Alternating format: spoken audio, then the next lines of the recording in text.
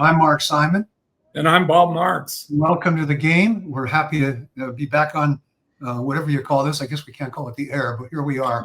We're happy to welcome Sheriff Ken Binder, who is the, the 27th Sheriff of San Mateo County, was appointed by the Board of Supervisors on November 12th, 2025, after about a year of back and forth about the prior sheriff and her being fired by the same Board of Supervisors who hired Sheriff Binder. He has a 27-year career in law enforcement, worked in the Santa Clara County Sheriff's Office in nearly every division of the agency, as an executive member team for more than a decade. He was the undersheriff in Santa Clara County. When he retired from there, he served as interim chief of police for the city of Gilroy, and now he's with us. So welcome. Happy to have you here. Sheriff, you've had the opportunity to meet with employees from across the department. Give us a sense of the morale and what you've taken away from those meetings. Thank you. First of all, good morning, gentlemen. Very nice to be with you this morning. It's an honor to talk with you. Yes, I have. So I'm embarking on a little bit past 3 months now, and I've been making my way to talk with all the folks here in the organization. And what I've really learned is we've got some great people. We've got a lot of really good people in the organization that are in the profession for the right reasons. They're doing a good job, and really they just they want to get out of the headlines and go about doing their job for public safety. That's both in the jails and in the streets. And what I found is they're really resilient. One of the things you find out, you don't find out what someone's made of when things are going perfectly and well. Anyone can, put on a smile and do a great job when things are going well. But when things are challenging, that's when you really see what someone's made of. And I really want to commend the office through some difficult times in the past year or so. The staff that we have, they came into work and they continue to put their profession first and to do the job. And they've shown that they're resilient, that they've got the right stuff. So I've been very pleasantly surprised to see that. Did you sort of expect that you'd find some people who were, traumatized by the experience? I mean, it was a pretty rough, it really became public for about a year, but obviously things were going on well before then that were upsetting people, that were making people ponder what the future of their careers were. Yes, well, they are human, and so all of us are human. We're not robots behind the uniform, and I like to remind people of that. So everyone handles difficulties in different ways, and for sure we can't look past some of the trauma, the psychological trauma that some of our folks have really experienced. And so employee wellness, one of the things we want to do is as we're talking to folks, we want to hear from them, for them to be able to talk to peer groups and the current leadership, just so that we know what they really went through, what they felt, and how to be able to resolve that best and move forward. You said, I'm quoting, first thing I'm going to do is install an executive leadership team that has the respect and trust of the organization. I gather you feel you've accomplished that. Yes, sir. I feel like I have got a great undersheriff in Chris Young, and he is a culture expert. And one of the things I want to make sure long-term and moving forward is that we develop the best culture possible for a large law enforcement agency for years to come, beyond my time here, beyond his time here, but that we really lay the foundation.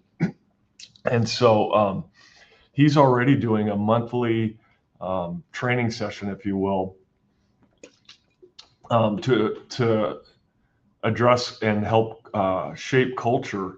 And we made it voluntary initially, and we've had over 70 people just voluntarily sign up to start attending these sessions. So he's one. Obviously, I brought back Assistant Sheriff Ryan Monahan. We've had a couple of vacancies for, the jail assistant sheriff has been vacant for a number of years. And so I've recently done internal promotions to an objective testing program. And we ended up selecting Assistant Sheriff Frank Del Porto, who is overseeing our jails, and Assistant Sheriff Mark Myers, who's overseeing operations. And then Assistant Sheriff Ryan Monahan is overseeing our support services, professional staff, internal affairs. Sheriff, over the last year. My throat has gone dry. Apologies. That's okay. Over the last year, the former sheriff insisted that the department was fully staffed. Others said that was not the case. Where are you today in terms of staffing levels in the department? Yes, we're getting there. I've been already just in the past 3 months to a number of academy graduations that we've had staff graduate. We're around 20 to 30 vacancies on the sworn side at the moment, so which is very reasonable for a large agency like ours. We're continuing to recruit though, and we've really set a high standard to make sure that the folks that are still in the process and that have been recently hired meet our high expectations. So we have an 18-month probationary period where we can watch and evaluate. They go through an academy, they go through either jail training or field training or both, depending on the classification. And so we've set a high standard. We're paying attention, and we're making sure that the folks that we have meet those standards. You talked about the culture, and I guess I'm curious, what does that mean? And what does it mean in context of managing your people, managing newcomers, especially given the spotlight that law enforcement is under? Not all law enforcement necessarily, but I guess ICE. I don't know if they qualify as law enforcement or not. We'll talk about that in a second. But you did say you were going to conduct a top-to-bottom audit of the department's policies in internal affairs cases. What's the status of those, and what do you mean by culture? That's a word that gets tossed around a lot. Yes. So a culture is it's making sure that, well, first of all, we want a professional organization. We don't want cowboys out there. We want to make sure that our staff are well trained and provide that public service in a professional manner with best practices. We don't want silos. We don't want one patrol bureau kind of doing police work one way and another patrol bureau doing police work a different way. We want to make sure that we're all on the same page in the same mission, and it's not just how they treat the public. It's also internally, how are they managed? How is information flow? Is there opportunity for dialogue? Is there does our staff have a chance to provide input and have their ideas considered? I want to make sure that moving forward, I had mentioned it in our interview before, but I don't care if staff supports one sheriff's candidate or another, because every 4 years there's an election. I don't want it to be a culture of politics and whose side are you on. I want it to be a meritocracy where it goes by merit, that promotions are done by merit and integrity, that we make sure that people that are doing the job professionally, regardless of who they may or may not have supported, are the ones that get opportunity for advancement. So that's what I'm talking about when I talk about culture. And the other part of culture is accountability. So you mentioned the IA cases. We've got a number of IA cases that had been that I inherited when I got here, and we reinstituted our professional services bureau. which is kind of, I tell them, you're the gatekeeper of our, it's quality control. It's making sure that staff are held accountable so that if things come to light about concerns, that we address them. We don't just sweep them under the rug.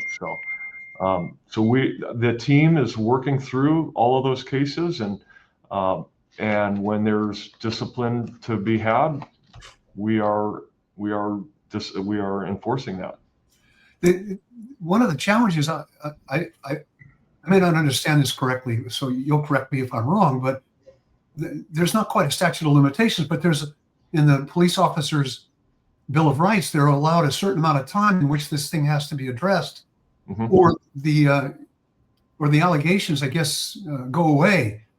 Some of these have been around for a while. Are you finding that a lot of these internal affairs investigations have simply expired? Unfortunately, there are a number of cases that have been beyond the statute of limitations. So the California Peace Officer Bill of Rights gives management 1 year from the time of knowledge of an incident to investigate and issue discipline.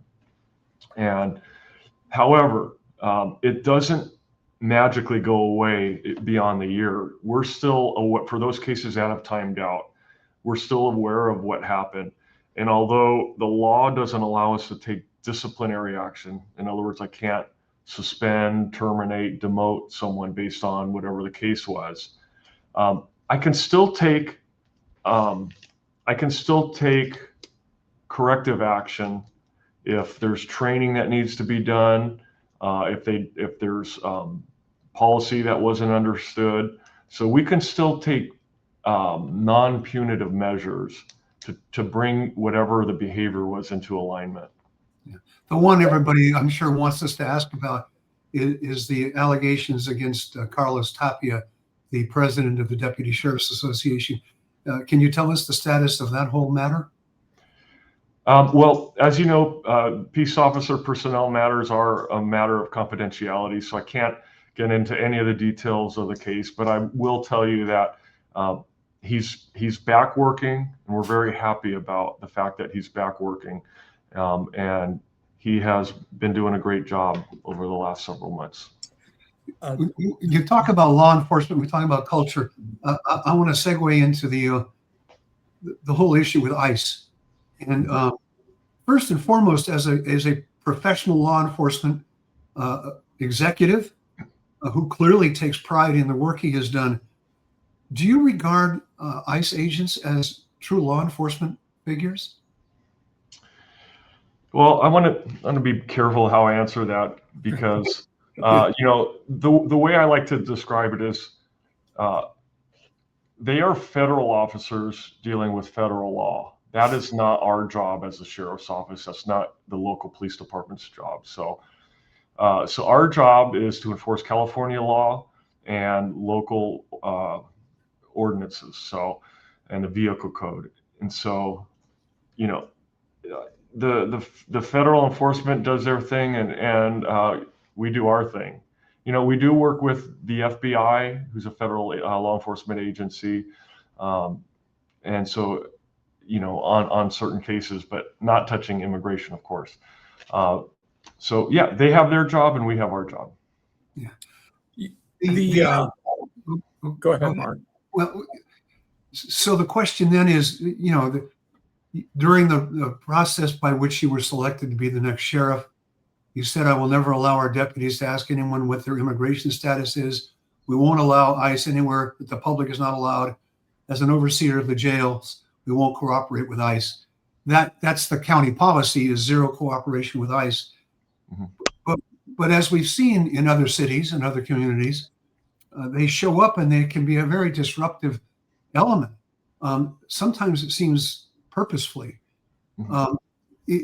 Is there a point at which, and I know this is difficult because there are federal statutes that basically prohibit anybody from interfering with a federal agent in the conduct of their duties.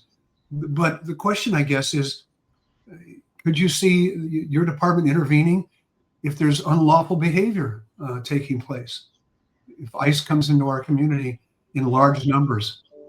Right. So everything you quoted from me is absolutely correct and still the case. Are you guys there? Did I lose him?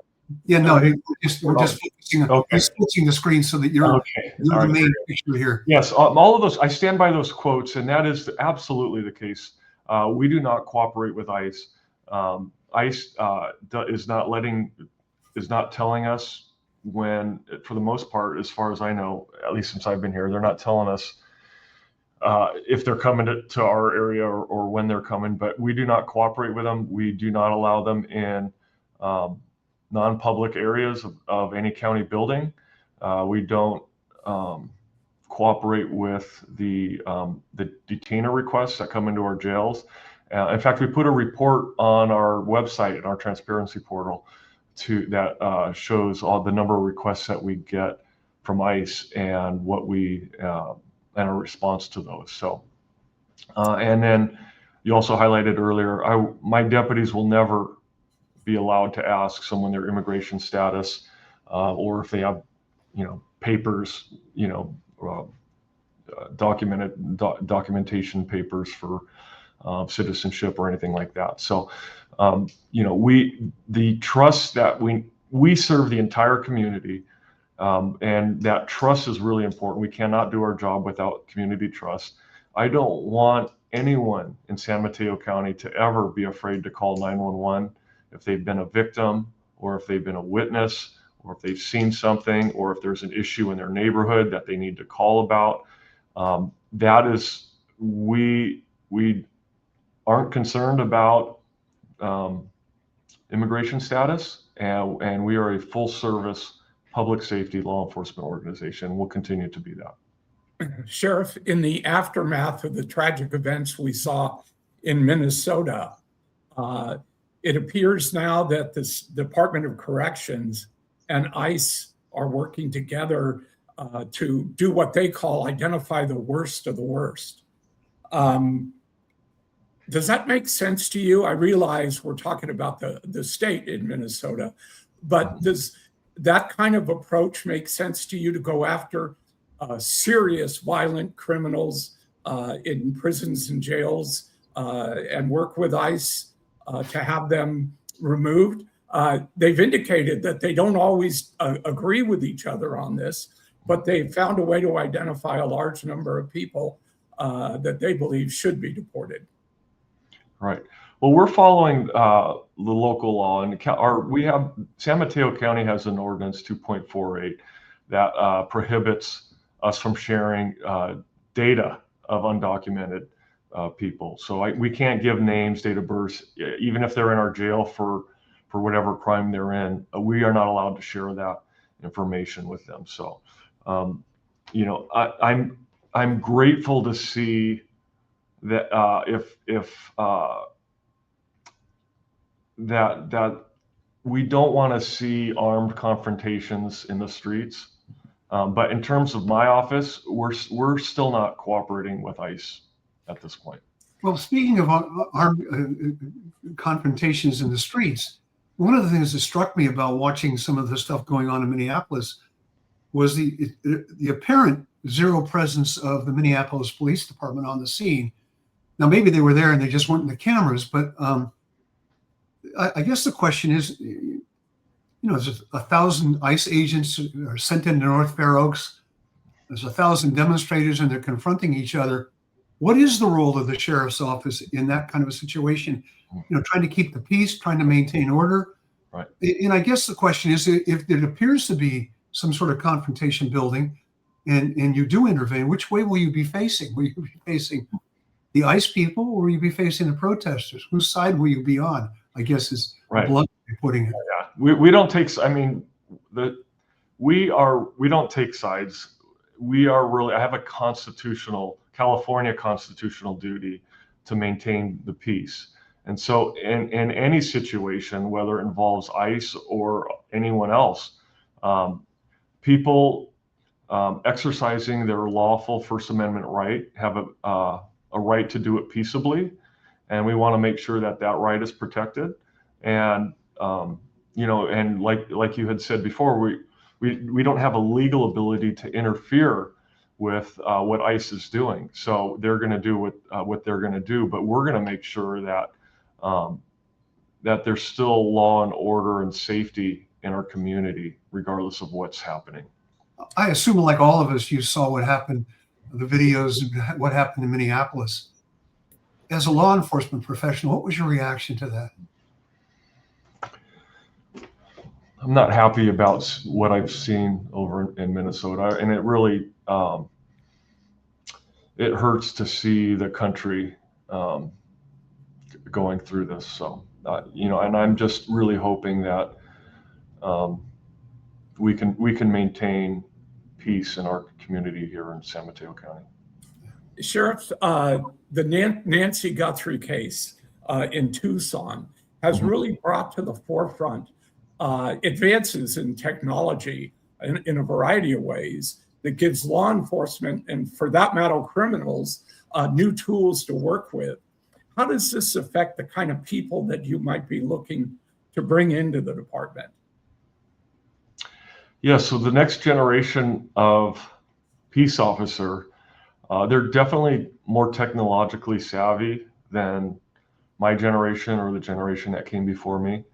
And so we really need to make sure that we're using, law enforcement traditionally has been a step behind, at least local law enforcement has been a step behind technology advancement. So we want to make sure that we're trying to keep up and utilizing everything that's possible to make sure our communities are safe. Let's talk a little bit about the new budget initiative focused on human trafficking, and domestic violence, and child abuse prevention and response. What's the role of your office there, and why do you think it was important to launch this initiative? Yes, thank you for bringing that up. So the county is very committed to protecting our youth and adults who are human trafficked, and they've put their money where their mouth is. And District Attorney Steve Wagstaff has been a champion and a leader in this area, and his office houses the unit that's going to lead, and the sheriff's office, we're going to partner with him, and we're going to have a fully dedicated detective to work with the DA's office and their team in addressing the issue of human trafficking. And human trafficking is modern day slavery, and it comes in the form of both labor and forced sexual acts. So we really want to address it and focus on it. And in the past, the county has done a lot in terms of education, but our focus moving forward in this year is going to be on operations and holding people accountable that are trafficking victims and getting victims connected with services and shutting down those businesses that are fronts for human trafficking. Acknowledging that it's a crime that often is hard to catalog because so much of it takes place underground. But how acute of a problem is it in San Mateo County, which I think most people would not think of this county as a place where human trafficking in particular is a real crisis? Right. It's everywhere. It's all over California. So it's in our community. It's up and down the state. And like you had said, it flies under the radar. So your average person doesn't have any idea that it's here, but it is here. And so we've put together a team that's going to go after and uproot it. Go ahead. The Deputy Sheriff's Association played a pivotal role in ousting the former sheriff. How do you balance the need for a good relationship with the DSA and the realities of leading the department and dealing with budget limitations? Yes, that's a great question. It's something that I have experience doing. So as the undersheriff, I at my former agency, I led the management and executive team in meet and confers with the unions. We had 4 unions there. And so it really is a balancing act. And I've been off to a good start with our unions here and in San Mateo County, and really what I always fall back to is I want to be reasonable. So there's requests, and we will evaluate everything, and we will land on something that's reasonable and makes sense for the community. At the end of the day, it's the community that we serve. They expect us to be responsible with the funds that they give us and with the responsibility and authority to make arrests, and we want to make sure that we're diligent with that. So that's where I fall back on, but I'll always hear and listen, and then we'll evaluate, and then we'll discuss, and we'll land somewhere that I always believe is reasonable. The other thing we did was we brought the unions back to the table. So at our management meetings, they have a seat at the table so that they can hear what's being discussed, that they're not surprised on management decisions that could be coming down the pipe, and they have an opportunity to meet and discuss, and then come back and talk with us. So San Mateo County is not as big as Santa Clara County, not to overstate the obvious, but it's there's a lot to learn. I mean, how are you spending your days getting to know the department, getting to know the people in it, and getting to know the county? Because it is a diverse place geographically as well as demographically. Sure. Yeah, we have over 800 staff here in the Sheriff's Office, so it is a large agency, and that's just one area of my job. We've got the community, and then we've got the county administration. So I've definitely got a lot of things pulling on my time, but you know, at the end of the day, I got to remind myself that this is a marathon and not a sprint.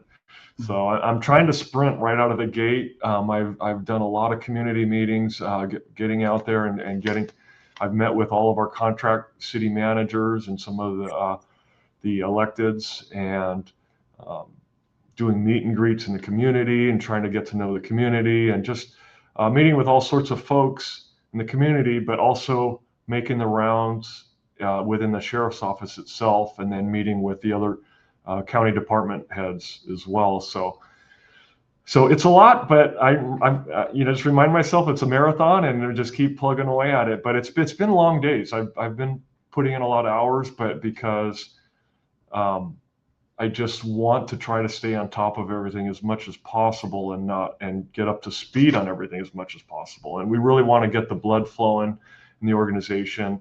We've had some stagnation, and now we're getting the blood flowing again. And I just want to make sure that our exec team is not doesn't stymie that. We want to keep it moving.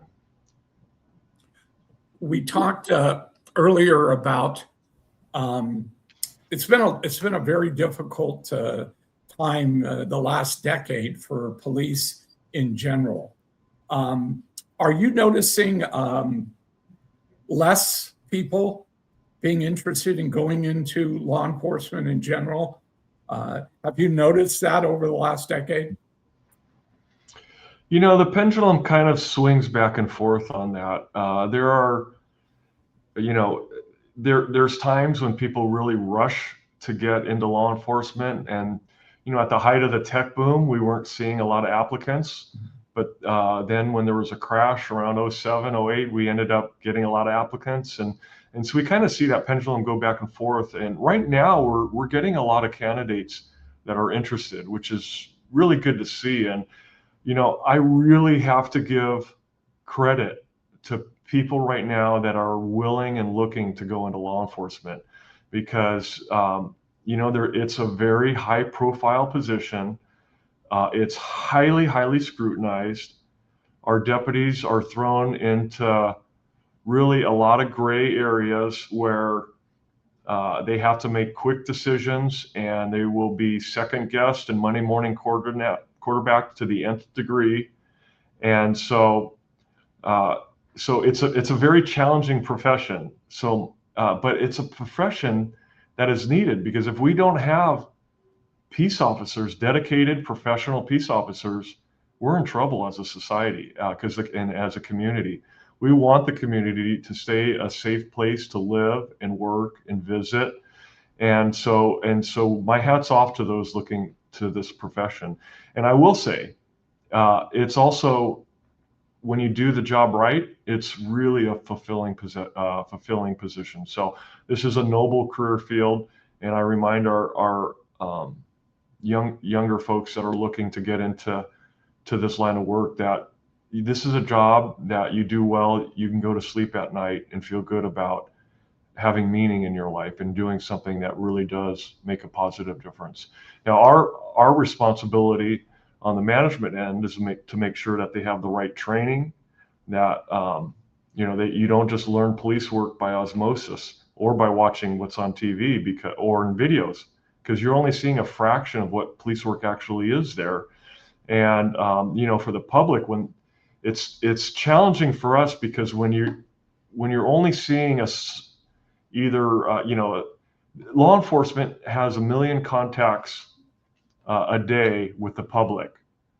And the vast, vast, vast majority of those are phenomenal contacts. They're professional, they're done well, but it's that contact that doesn't go well that gets broadcast and that everyone sees. And when that's all you're seeing, it can shape the public mindset that, hey, that's what police work is, or that's all that's all that's occurring, when really it's such a small piece. And when it does go bad, then we obviously address that.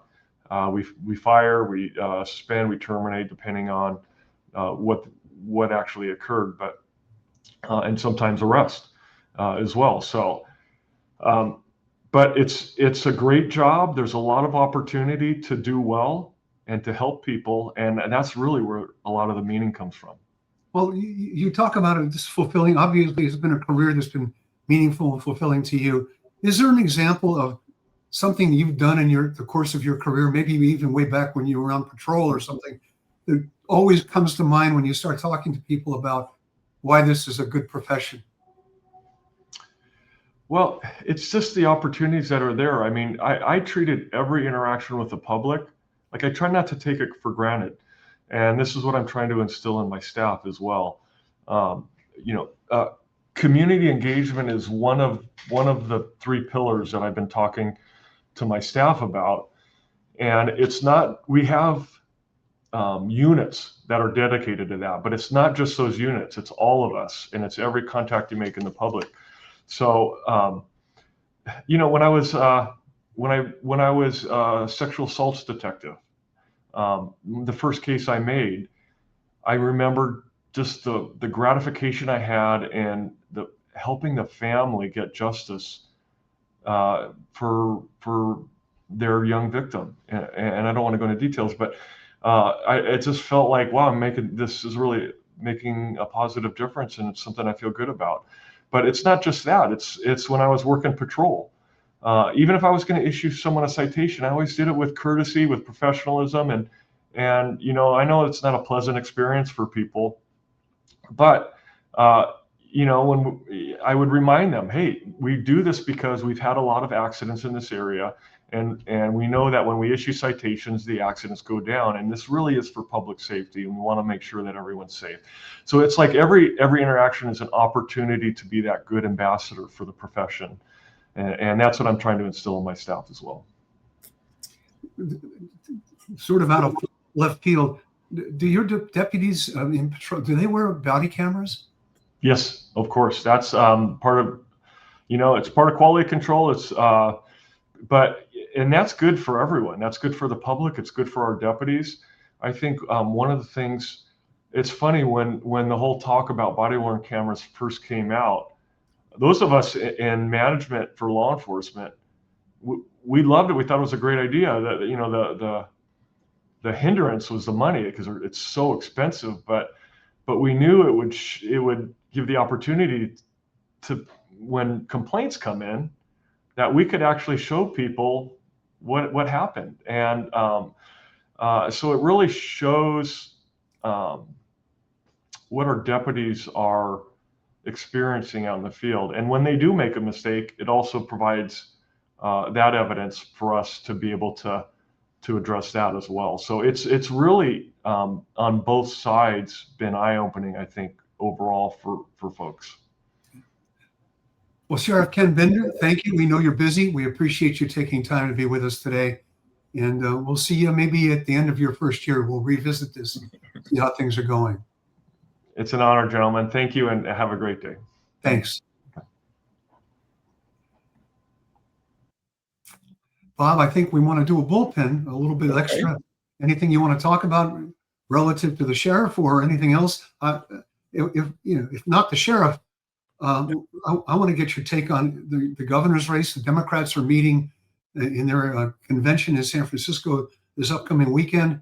Nobody has dropped out, but somebody has to eventually, right? On the Democrats, there are 9 candidates. Some of them are polling at 3%, for God's sakes. Yeah, somebody has to drop out, or somebody has to emerge as the leading candidate on the Democratic side. That tends to kind of change the dynamics in the field. It's what there's been a lot of talk about how the Republicans could benefit from having this, logjam on the Democratic side with a lot of candidates that at least have a little bit of visibility and are known. So I would expect to see an effort pretty soon for the Democrats to coalesce more around 1 or 2 candidates.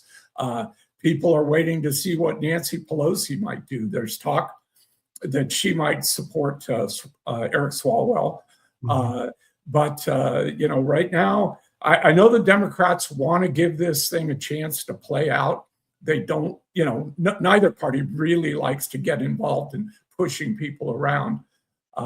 So we'll have to see what goes on. One other thing that we didn't get to with the sheriff, but I find interesting is, and it's highlighted again in the Nancy Guthrie case, is the territorial tensions that exist between the FBI and local jurisdictions.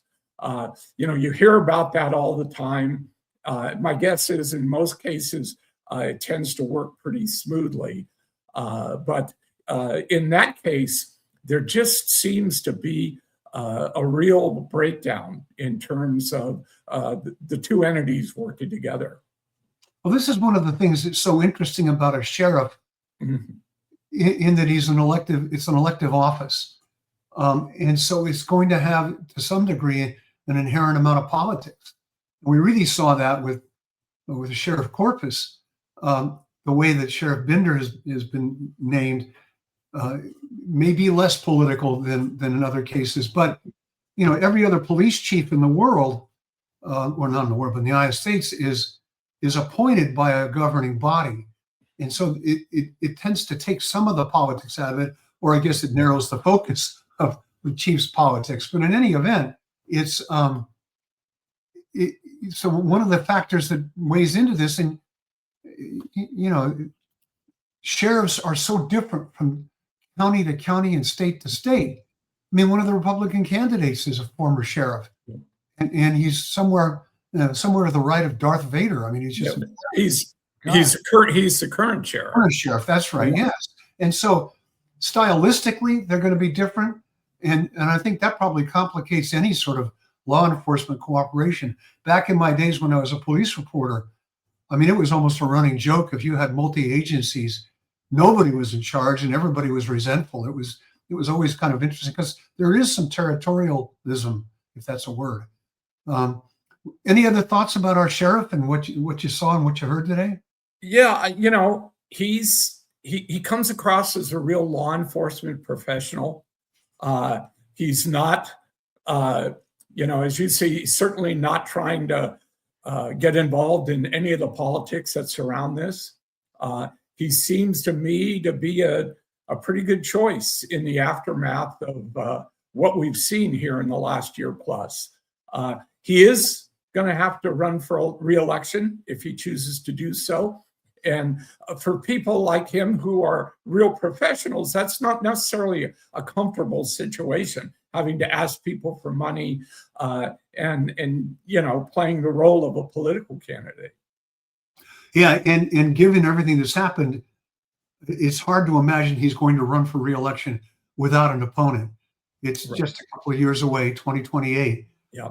And There are rumors that Christina Corpus still thinks she should have the job and is telling people, "I'll be back." Never mind that it's an Arnold Schwarzenegger line from the movie.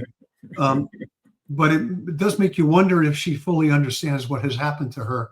Obviously, she still thinks that this has been a railroad job and not a genuine reaction to her leadership or lack thereof.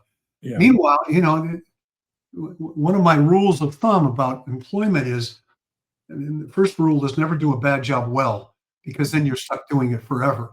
But the second rule is, if you have to do a job, try to follow somebody who was bad at it.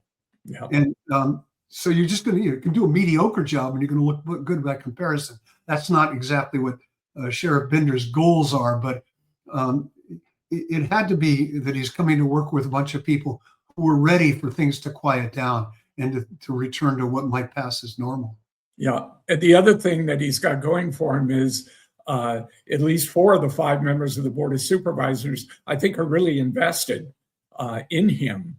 And so I think that may have been a factor in the nearly $1 million that the board allocated earlier this month to fight domestic violence, trafficking, and to provide new criminalists to process DNA.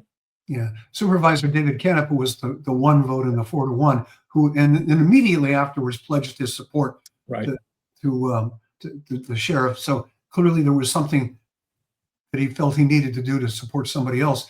But that brings up the race for assessor. Jim Arizari, who's been the chief assistant there for any number of years, has announced he's running. He has yet to form a campaign committee as of yesterday. Meanwhile, Canepa has announced he had an event up in Millbrae that drew quite a large crowd. He is telling people he's got 70 local elected officials who have endorsed him, and he's raised over $100,000. At the event in Millbrae, he said he was going to raise $500,000. So your quick take on that race, is it still up for grabs? I mean, the fact is he's not running unopposed, so that's better in terms of there being a race. But what do you think? Well, again, the ballot designations, particularly for those types of offices, controller, treasurer, otherwise, carry some weight with the voters. But I think the key to this is really whether Irizarry can mount a campaign, raise some funds, get the endorsements that he has, try to get them more involved in the race. And there isn't necessarily a lot of time to get all that done. So at this point, I'd say Canepa has a huge advantage. We'll just have to see how that plays out. Mail-in ballots drop on May 5th. Yeah. That's not very far away. It's not. Just a couple of months. Well, that's it for today. That's it for this edition of The Game. I'm Mark Simon. And I'm Bob Marks. Thank you for being with us. We'll look for you somewhere down the road. Thanks. And thanks to Frank Bravo. Oops, almost cut him off. Almost overlooked our producer. Thanks to Frank Bravo. We'll see you next time.